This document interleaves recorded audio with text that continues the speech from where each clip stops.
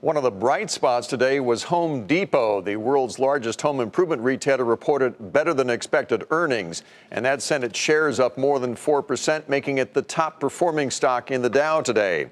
But the company did lower its sales outlook for the whole year amid concerns about the economy and the trade war. Courtney Reagan has more.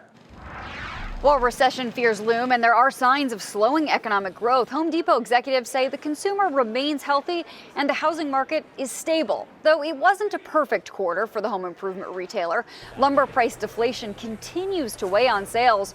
Prices are more than 50% lower than a year ago, and a big reason comparable sales disappointed. Unseasonable weather delayed some home improvement projects early in the quarter, though as the weather improved, so did sales.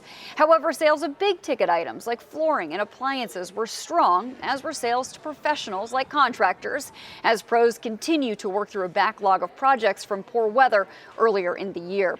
But Home Depot did lower its annual sales forecast as it expects lumber price deflation to continue and the broader impact tariffs could have on consumer spending. Chief Financial Officer Carol Tomei told me she estimates total tariff exposure to Home Depot is around $2 billion, or 2% of U.S. sales, which she calls, quote, manageable for our scale and size.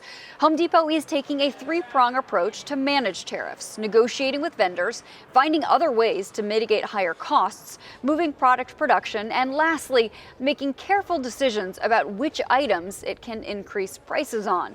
While Tomei is confident Home Depot can manage the tariffs, she added, quote, what happens to consumers more broadly with tariffs?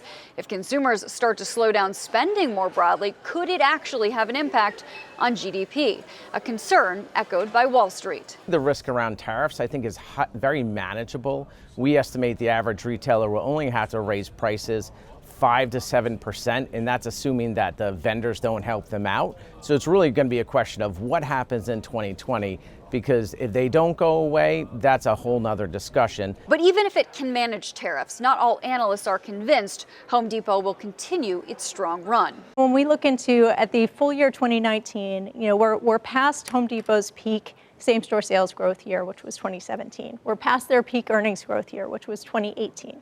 So now we're cycling through all these peaks, and we're at a point of deceleration. The stock is up 25% this year. Have the fundamentals improved 25% year to date? I don't think that we're at that point. Leaving a lot of uncertainty in the wake of a relatively stable quarter. For Nightly Business Report, I'm Courtney Reagan.